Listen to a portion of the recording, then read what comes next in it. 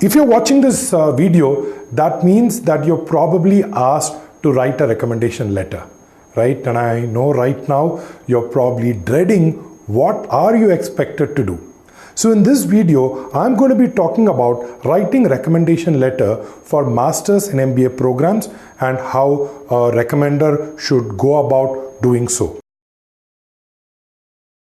Just wanted to introduce myself. My name is Arun and I've been a mentor, an MBA mentor for over a decade, and I'm the founder of CrackVerbal. Now, in this video, I'm going to keep it very simple. I'm going to tell you why a recommendation letter is required and what is it that you're expected to write in the recommendation letter, and I'll be finishing it with certain do's and don'ts. So firstly, let's look at it. Why is it that the MBA or the master's program is asking you for a recommendation letter? They believe that the candidate's ability can be best judged by people who have been working with them very closely over the last few years, right? So you have been with this candidate day in and day out, and they respect your opinion. So I think it's very important for us to value that part and to actually respect it by giving time to the person who's asking for this recommendation letter. A lot of times I've had students come and tell me that my recommender doesn't have time, or he's too busy, he's saying go write it yourself, we will sign it.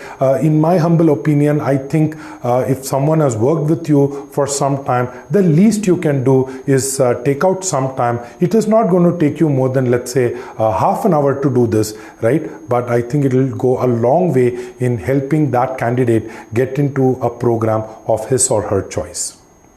Now, what does the recommendation letter really contain? The first thing that it contains is it's going to ask in what capacity do you know the person, right, for whom you're writing this letter. When it says what capacity, just tell where you kind of first started working with that person. Did you go and hire him from campus? Were you his first manager? Was he got into your project at some point? How long has this relationship been? Were you his direct supervisor? So just give a little bit more context on the nature of your relationship with him or her.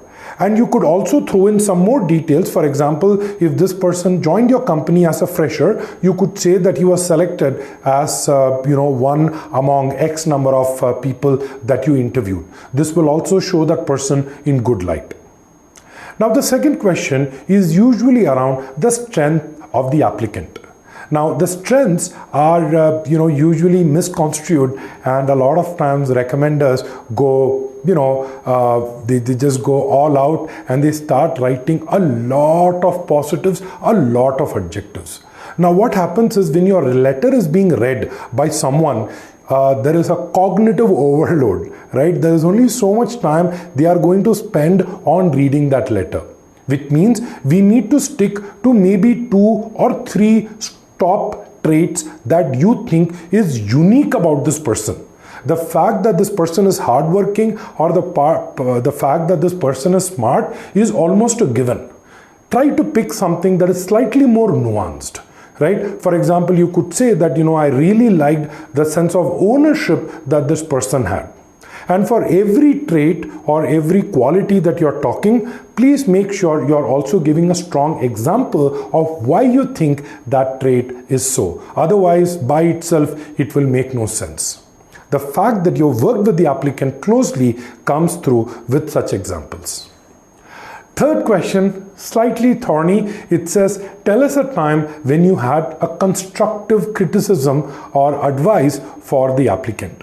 Now, again, people get very protective. They say, oh, you know what, I should not harm the applicant's chance. And they say, oh, there was no time when, I really found any problem. Well, that just tells me that you might have not worked very closely with them, because everyone has some scope of improvement. So the idea is to kind of pick 1 or 2 areas, saying that, I've seen that there are these areas where the person could have, done better. But once I gave the feedback, the person took it and, has been able to, work on the weakness, right? So you can obviously end it at that note. And the fourth question is, do you have something else to say? When people ask, do you have something else to say? Try to say something that truly adds value. If you are an MBA from a from a top school, you could probably mention saying, I know what it takes to do an MBA for me to be writing this recommendation letter. Or you could say that I have discussed with the candidate on the kind of post-MBA career paths he's looking at, and I think we would be interested to even talk to him after his MBA, so potentially we could employ him. So say something that is genuine but at the same time adds value. Don't give one more example, one more strength at this point. So that's all. Our recommendation letter should not take you a long time. As I said, you should be able to do it in about 30 minutes. And what happens once you are a recommender, the candidate may send you multiple schools. The way it arrives is you will get an email with a link. You need to go click, and once you go to that page, you can fill out the recommendation. And you also have an option to save it. So it's not necessary that you write the recommendation in one shot. The days of writing recommendation letters to whomsoever it may concern are long gone, so you don't need to really worry about it. Usually these forms are very structured. I'm just going to make this last point, which is, a lot of times the recommender, has this moral dilemma because the applicant says, can I have a look at the essays, the letters before you submit? My take is it's up to you. You always have a choice not to show it to the person, but if you are in good terms, you could probably tell that person that, hey, this is what I have actually, thought of writing. And if the person has anything that could refresh your memory, because this could be a project that might have happened a long time ago, you can always ask that person to fill up with additional information.